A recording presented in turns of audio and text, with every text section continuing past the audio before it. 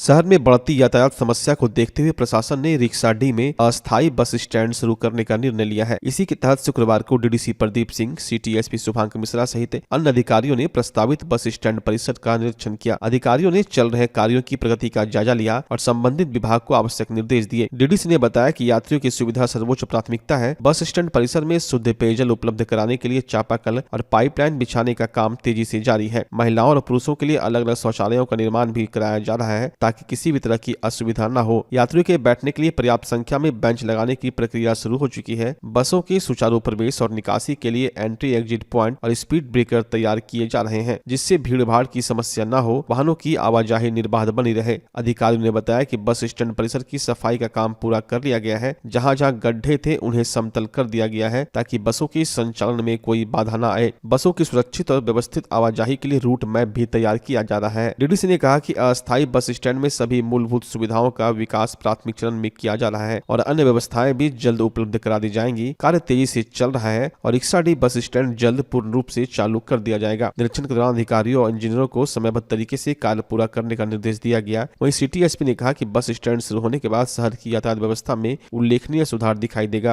आप देख रहे हैं, हम पहले भी बताए थे इसमें कि जिलाधिकारी महोदय का निर्देश है कि जो शहर में यातायात व्यवस्था अभी थोड़ा अस्त व्यस्त हुआ है उसको सुधार करने के लिए और उसका निवारण करने के लिए हम लोगों ने यहाँ एक अस्थायी बस स्टैंड संचालित करने का निर्णय लिया है।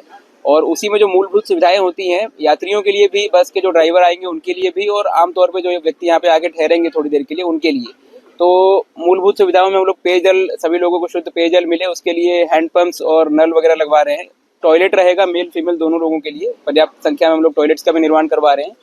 यात्रियों को बैठने के लिए हम लोग सीटिंग बेंच का व्यवस्था कर रहे हैं पेवर ब्लॉक्स लगा के, और इस ग्राउंड में जहां एंट्री और एग्जिट पॉइंट्स है उसका समतलीकरण करा रहे हैं, उसको सुदृढ़ बना रहे हैं ताकि बस और जो गाड़ियां आएंगी उन गाड़ियों के आने में वो वहां धंसे नहीं और निर्बाध रूप से उसका परिचालन होता रहे। तो मूलभूत सारी सुविधाएं हम लोग करा रहे हैं और इसके बाद इसमें जो अन्य सुविधाएं जरूरत होंगी आवश्यकता अनुसार हम लोग प्रोवाइड करवाएंगे। काम आप देख रहे हैं काफी तेजी से चल रहा है। इसका सभी एरिया भी काफी हम लोगों ने क्लीन किया है। कुछ गाड़ियां जो अवैध रूप से संचालन होने के कारण पकड़ाती हैं वो गाड़ियां यहाँ खड़ी हैं, उसको भी हम लोग व्यवस्थित ढंग से यहाँ से शिफ्ट कर रहे हैं और बसों का हम लोग संचालन अच्छे से सुनिश्चित कराएंगे। आने वाले समय में बारिश का मौसम में देखा गया कि काफी रोड से नीचे है, तो उसके लिए क्या नहीं, जैसा हमने आपको बताया कि अभी अस्थायी रूप से हम लोग यहाँ शिफ्ट कर रहे हैं ताकि शहर के बाहर से जो गाड़ियां आए वो शहर में ना जाए और यहीं से यात्रियों का परिचालन हो, इसके लिए हम लोग सुनिश्चित कर रहे हैं। बारिश के सीजन के पहले हम लोग प्रयास कर रहे हैं कि इसमें कोई स्कीम लेके हम लोग इसको अस्थायी की जगह स्थायी रूप से बस स्टैंड बनाएं, क्योंकि एक हमारा भागलपुर का बस टर्मिनल स्वीकृत भी हुआ है, नगर विकास विभाग जो बनाएगा उसमें थोड़ा समय लगेगा, उसी के समय को हम लोग प्रतिपूर्ति करने के लिए अभी इसको संचालित करेंगे। यहाँ पर भागलपुर जिला परिषद में आज महत्वपूर्ण प्रशासनिक बदलाव हुआ। जिला परिषद के उपाध्यक्ष प्रणब कुमार ने औपचारिक रूप से अध्यक्ष का पदभार संभाल लिया। यह पद पूर्व अध्यक्ष मिथुन कुमार के नाथनगर विधानसभा से विधायक चुने जाने के बाद रिक्त हो गया था। अध्यक्ष पद खाली होने के बाद उपाध्यक्ष प्रणब कुमार ने हाल में ही जिला पदाधिकारी डॉक्टर नवल किशोर चौधरी से मिलकर एक लिखित अनुरोध पत्र सौंपा था, जिसमें उपाध्यक्ष होने के नाते उन्हें अध्यक्ष का कार्यभार देने का आग्रह किया गया था। जिलाधिकारी ने यह प्रस्ताव पंचायती राज विभाग को भेज दिया। इसके बाद पंचायती राज विभाग के उप सचिव गोविंद चौधरी ने भागलपुर डीएम को पत्र जारी कर निर्देश दिया कि औपचारिक रूप से नए अध्यक्ष के चयन तक उपाध्यक्ष प्रणब कुमार ही जिला अध्यक्ष परिषद के रूप में कार्य करेंगे। सभी वित्तीय और प्रशासनिक कार्यों की जिम्मेदारी भी उन्हें ही सौंपी जाएगी। निर्देश प्राप्त होने के बाद आज प्रणब कुमार ने आधिकारिक रूप से जिला परिषद अध्यक्ष का पदभार ग्रहण कर लिया। इसके साथ ही अब परिषद के सभी प्रशासनिक और वित्तीय कार्यों की जिम्मेदारी उनके हाथों में आ गई। बस ये सभी आप लोग का आशीर्वाद है। आज मैं तो कहूँगा कि पूरे भागलपुर जिला के जितने भी जनप्रतिनिधि हों, जितने भी हमारे अभिभावक हों, सभी लोगों का आज ये आशीर्वाद है कि मुझे ये अवसर मिला। मैं अपने पूर्वजों को भी आज नमन करता हूँ।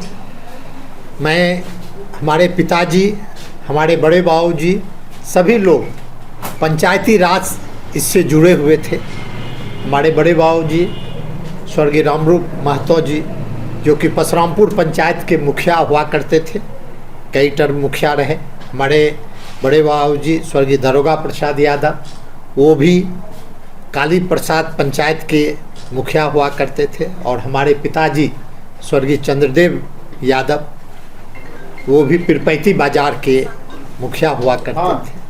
आज उन्हीं का आशीर्वाद है और साथ साथ जितने भी हमारे बड़े बुजुर्ग अभिभावक हैं, आज उनका आशीर्वाद है कि मैं आज इस पद पर आसीन हुआ हूँ। यहाँ जितने भी हमारे नाथनगर की उप प्रमुख महोदया हैं, हमारे पूर्व जिला परिषद सदस्य संजीत बाबू हैं, पूर्व प्रमुख नाथनगर ओम प्रकाश बाबू हैं, मैं सभी लोगों का कर रहा हूँ और सभी हमारे जिला परिषद के सदस्य आज उनका आशीर्वाद है कि मैं इस चेयर पे, मेरे ऐसा साधारण आदमी आज इस चेयर पे आसीन है। मैं इसी विश्वास के साथ यहाँ पे हूँ कि मैं कैसे यहाँ के हमारे मुख्य कार्यपालक पदाधिकारी हैं, हमारे जिला पदाधिकारी हैं, हमारे अपर मुख्य कार्यपालक पदाधिकारी हैं, सभी के साथ मिलके कैसे भागलपुर का विकास कर सके। मैं समस्त जिला परिषद के सदस्य के सहयोग से हमारी एक ही, मैं इसी मनसा सेवा भाव से मैं यहाँ हूँ। मैं पहले भी जिला परिषद का सदस्य था और पुनः फिर मैं उपाध्यक्ष और आज इस कुर्सी पर आसीन हुआ हूँ। इसमें आप लोगों, मीडिया वाले लोगों का भी बहुत बड़ा योगदान है कि आज मैं यहाँ पे इस चेयर पे आसीन हूँ। मैं आप लोगों से भी मैं सहयोग की, आप त्रिनेत्र कहे जाते हैं। हमारे यहाँ पे प्रोफेसर साहब हैं जो कि बीएन कॉलेज में हैं, आनंद कुमार जी हैं, वो भी आए हैं, मुखिया जी आए हुए हैं, पवन यादव जी। मैं सभी लोगों का मैं स्वागत करता हूं कि आज मुझे बधाई देने के लिए यहाँ पर आए हुए हैं। मैं इन लोगों से भी मैं कहूँगा कि क्षेत्र में जो भी समस्या हो, बेहिचक कोई रोक टोक नहीं, आप आवे और हम लोगों को जहाँ भी जाना पड़ेगा हम लोग जाएं और अपने भागलपुर का पूरे जो त्रिस्तरीय पंचायत है, जो भी समस्या है उसका हम लोग समाधान करें, विकास करें। बस इसी उद्देश्य से, उसी ध्येय से मैं यहाँ जिला परिषद ऑफिस में बैठा हूँ और उसमें मैं पुनः आप लोगों को मैं ज़रूर कहूँगा कि आप लोगों की भी सहयोग चाहिए और आप लोग यहाँ आए हैं, इसके लिए भी मैं हृदय से आप लोगों को धन्यवाद देता हूँ। बाईपास थाना क्षेत्र में पुलिस ने अवैध शराब तस्करी के बड़े नेटवर्क पर कार्रवाई करते हुए एक ट्रक से भारी मात्रा में विदेशी शराब बरामद किया। यह सफलता गुप्त सूचना के आधार पर मिली। सूचना के अनुसार एक ट्रक में तस्कर झारखंड से भागलपुर की ओर विदेशी शराब लेकर आ रहे थे। अलर्ट पास होने पर बाईपास थाना पुलिस ने तुरंत टीम बनाकर इलाके में नाकेबंदी शुरू कर दी। पुलिस की कार्रवाई देखते ही ट्रक चालक वाहन छोड़कर फरार हो गया। पुलिस ने ट्रक को जब्त कर उसकी गहन तलाशी ली। ट्रक के ऊपर लकड़ी का भूसा लदा था, लेकिन जैसे ही भूसा हटाया गया, नीचे से शराब की बड़ी खेप बरामद हुई। कुल 146 कार्टन में अलग अलग कंपनियों की 1313 लीटर विदेशी शराब पाई गई। इस अभियान का नेतृत्व पुलिस सब निरीक्षक प्रभात कुमार ने किया, जिसमें बाईपास थाना की टीम शामिल थी। पुलिस अब फरार तस्करों की पहचान और पूरे गिरोह के नेटवर्क का पता लगाने में जुटी है। सिटी एसपी शुभांक मिश्रा ने कहा कि अवैध शराब के खिलाफ अभियान लगातार जारी रहेगा और ऐसे माफियाओं पर कठोर कार्रवाई की जाएगी। है कि झारखंड से एक गाड़ी आ रही है जिसमें कि कई कार्टन शराब लदी हुई है। तो उसी सूचना के अंतर्गत हम लोगों ने सिविल में भी और अपनी गाड़ी भी वहां पर लगाई और जब गाड़ी का नंबर आइडेंटिफाई हो गया तो हम लोगों ने उसको तुरंत रोकते हुए, इंटरसेप्ट करते हुए गाड़ी को पकड़ा है। इस गाड़ी में टोटल 146 कार्टून शराब बरामद हुई है, जो टोटल 1313 लीटर के बराबर पाई गई है। इस छापामारी टीम में हमारे जो लोग भी थे उन सभी लोगों को पुरस्कृत किया जाएगा। आगे भी हम लोग मद्य निषेध के विरुद्ध लगातार कार्रवाई करते रहेंगे। मद्य निषेध के अलावा जो मादक पदार्थ हैं, जो भी शहरी क्षेत्रों में सेवन हो रहा है, इन सब के विरुद्ध भी हम लोगों ने 2 दिनों की एज ड्राइव चलाई थी, उसमें भी अच्छी रिकवरी हुई है। हम लोग लगातार आगे भी इसमें लगातार कार्रवाई करते रहेंगे। गिरफ्तारी सर इसमें कुछ हुई है क्या? गिरफ्तारी देखिए, एनएच का फायदा उठा के अंधेरा था, वो व्यक्ति वहाँ से फरार हो गया है, लेकिन नाम निकल कर आ रहा है हम लोग का तकनीकी सूचना के आधार पर। उस व्यक्ति की हम लोग बहुत जल्दी गिरफ्तारी सुनिश्चित करेंगे। एक गिरोह था सर कि ऐसे खुदरा विक्रेता वगैरह जो है? नहीं, इस गिरोह के संबंध में अभी सूचना प्राप्त नहीं हुई है, लेकिन लिंकअप मिले हुए हैं कि हम लोग को सूचना पहले भी मिली थी। झारखंड से गाड़ी यहाँ पर आती है और आगे भी डिस्ट्रीब्यूट करती है, ऊपर नॉर्थ में जाके नौगछिया पुल को क्रॉस करते हुए। जैसे पीछे अनुसंधान हुआ था, कुछ लोगों की गिरफ्तारी भी की गई थी, लेकिन इसमें किसी इस तरह की गिरोह की अभी तक बात सामने नहीं आ रही है, जो लगातार अभी भी एक्टिव है। आगे भी जिसमें हम लोग को सूचना मिलेगी तो हम लोग आगे। भागलपुर वालों, क्या आप अपने पुराने फर्नीचर से बोर हो चुके हैं? तो हो जाइए तैयार इस सीजन के सबसे धमाकेदार ऑफर के लिए। श्रीनिधि इंटीरियर आया है 30% तक की भारी छूट।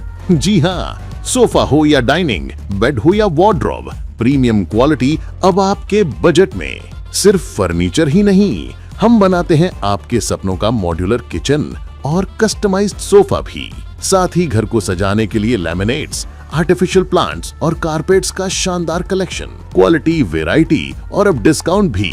तो अपने घर को दीजिए वो मेकओवर जिसका वो हकदार है। आज ही विजिट करें Shrinidhi interior, Mahadev tower, Khalifabagh, Bhagalpur. Offer सीमित समय के लिए। त्योहारों और लगन के मौके पर महंगाई को दीजिए मुंहतोड़ जवाब। जी हाँ, त्योहारों और लगन के मौके पर सबका फेवरेट कॉब लेकर आया है नया डिजाइन और ताजा स्टॉक, वो भी शानदार ऑफर के साथ। जी हाँ, बाय 1 गेट 3, बाय 2 गेट 6 और सबसे धमाकेदार, कोई भी जूता ले जाएं सिर्फ 800 में। यहाँ आपको मिलता है formal shirt, pant, cotton pant, jeans, T shirt, casual shoes और साथ ही एक्सेसरीज की शानदार रेंज। तो स्टाइल पर नहीं पड़ेगा भारी महंगाई, ये है कॉब का वादा। हमारा पता है DN Singh road, Kharmanchak, Hariom Lakshmi Narayan jewellers के बगल में, भागलपुर। कॉब फैशन का नया अंदाज अब हर किसी के पहुंच में। भागलपुर का पहला NABH मान्यता प्राप्त अस्पताल ओम ENT एंड मैटरनिटी हॉस्पिटल। यहाँ मिलती है कान, नाक, गले और मैटरनिटी संबंधित अत्याधुनिक सुविधाएं। यहाँ ब्लडलेस और दूरबीन विधि, एंडोस्कोपी, ब्रोंकोस्कोपी और मॉड्यूलर ऑपरेशन थिएटर की सेवाएं 24 घंटे उपलब्ध है। साथ ही यहाँ ऑडियोलॉजी और स्पीच थेरेपी की भी सुविधा उपलब्ध है। महिलाओं के लिए मॉड्यूलर लेबर टेबल और सिजेरियन सेक्शन टेबल के साथ 24 घंटे संपूर्ण मैटरनिटी की सुविधा उपलब्ध है। साथ ही यहाँ बांझपन के इलाज के लिए सेवाएं उपलब्ध है। हमारे यहाँ कैशलेस सुविधा उपलब्ध है। हमारा लक्ष्य आपकी सेहत और सुरक्षा। ओम ENT एंड मैटरनिटी हॉस्पिटल, हर कदम पर आपके साथ। नमस्कार, मैं डॉक्टर अजय कुमार सिंह, शिशु रोग विशेषज्ञ, बिहार झारखंड में अग्रणी मेरा स्नेह अस्पताल, जो सबसे पहले बिहार झारखंड में कृत्रिम श्वसन मशीन यहाँ आया, ब्लड गैस एनालाइजर आया और एक नायाब मशीन क्रिटिकल जो देर से रोए बच्चे में इलाज में बहुत सक्सेसफुल है और वह विकलांगता से बचाता है और बचने की संभावना बढ़ती है। वो मशीन जो देर से रोया बच्चा है उसमें 3 डिग्री कम टेम्परेचर पर रखा जाता है और 3 दिन के लिए रखा जाता है, लेकिन वो 6 घंटे के अंदर उसको उसमें रखना पड़ता है। तो आप इसका लाभ उठाएं। और दूसरी बात, जो आयुष्मान योजना है उसके तहत 5 लाख का चिकित्सा आप अपने नवजात के लिए, बच्चों के लिए आप यहाँ उपलब्ध है, उसको ले सकते हैं। ध्यान रहे कि 5 साल के कम के उम्र में के बच्चों को आयुष्मान कार्ड की अलग से ज़रूरत नहीं है। यदि आपके माता पिता ये का नाम है तो वो इसमें लाभुक हो सकता है और आप इसका लाभ उठा सकते हैं। धन्यवाद।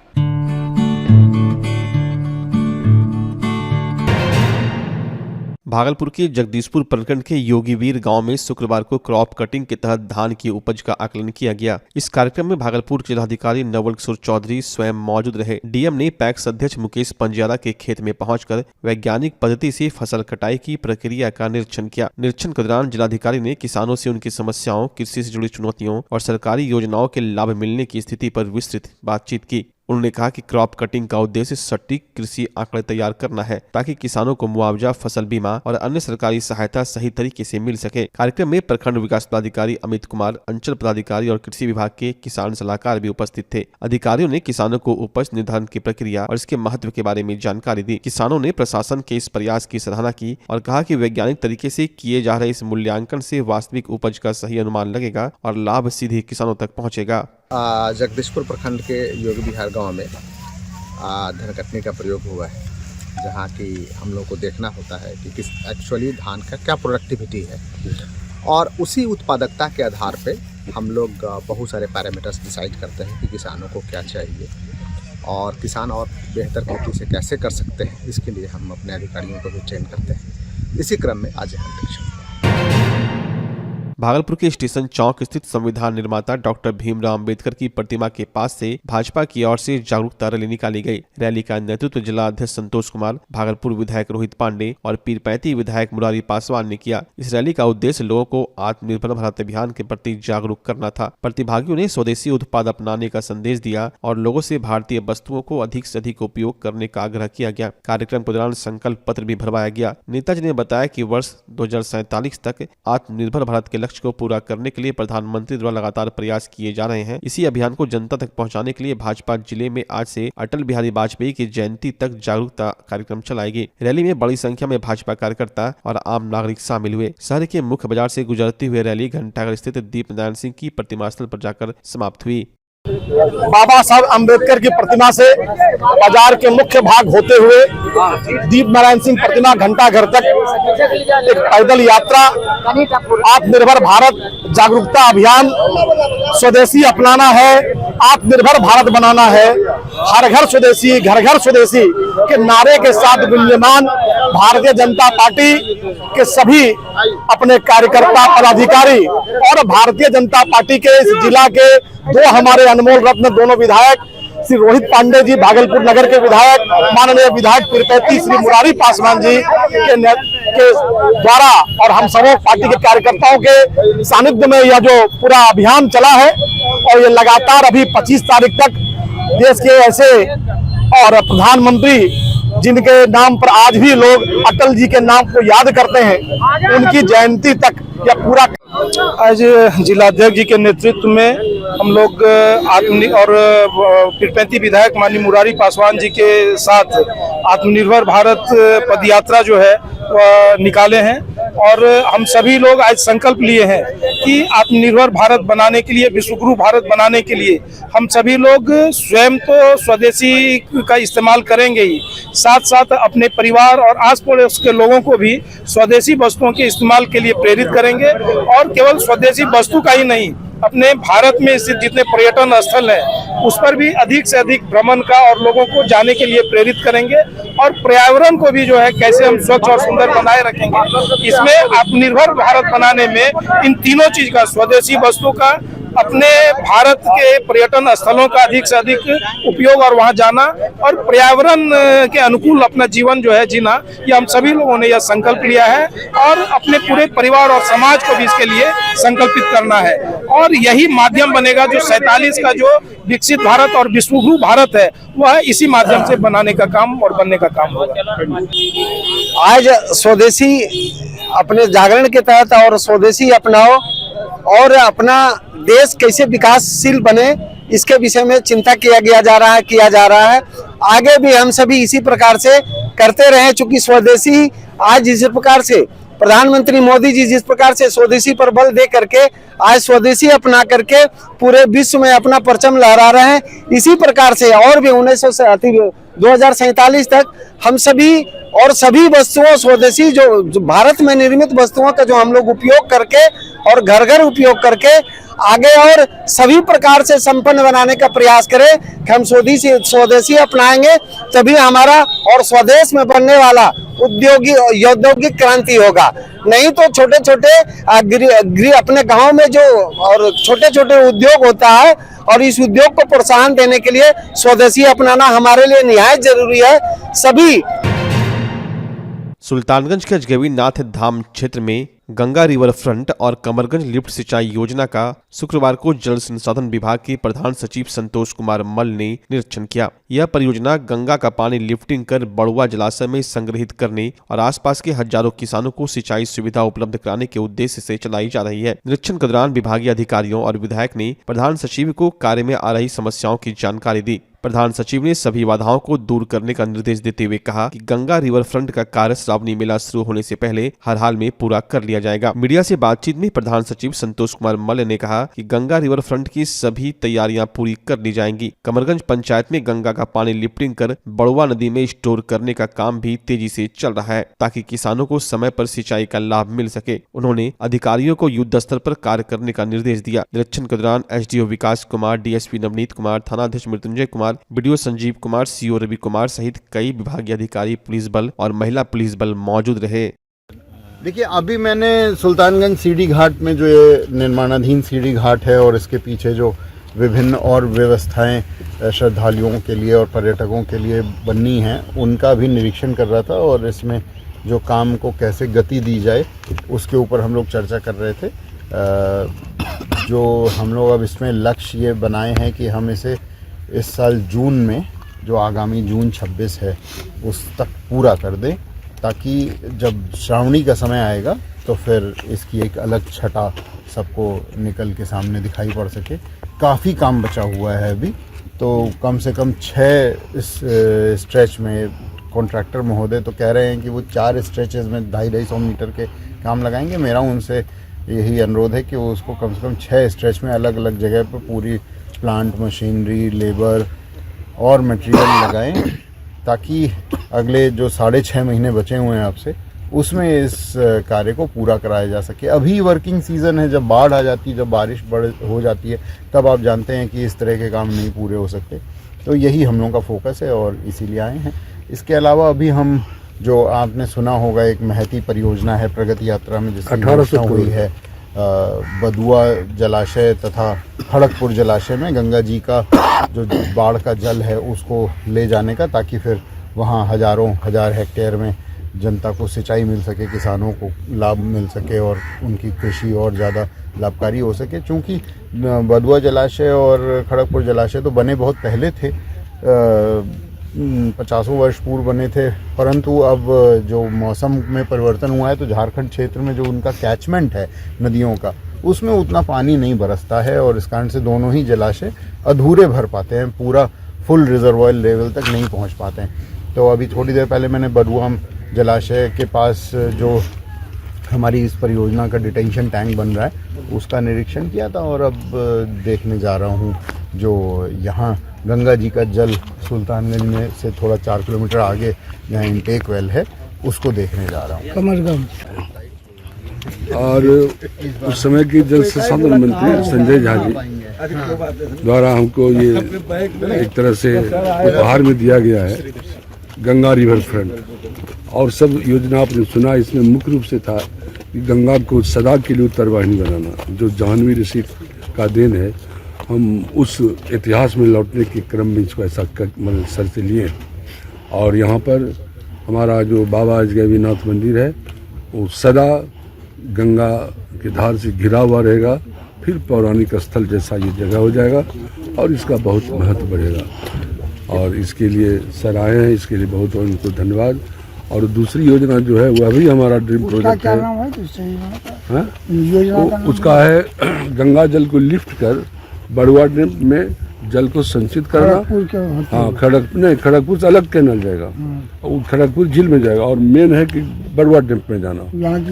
हाँ, 1800 करोड़ की योजना है और समय पर किसान को 5 विधानसभा में सुल्तानगंज, तारापुर, अमरपुर, बांका और बेलहर 5 विधानसभा किसानों को समय पर गंगा जल सिंचाई के लिए मिलेगा। उसमें एक एक्सटेंशन हम करवा के आए हैं, अभी मुख्यमंत्री से मिले हैं कि उसी में एक और कैनाल निकाल करके शाहकुंड तरफ ले दिया जाए, जिससे कि वहाँ पर 5 विधानसभा जो है 10 आपका पंचायत है उसको भी ये जल मिले। और इस पर मुख्यमंत्री जी बहुत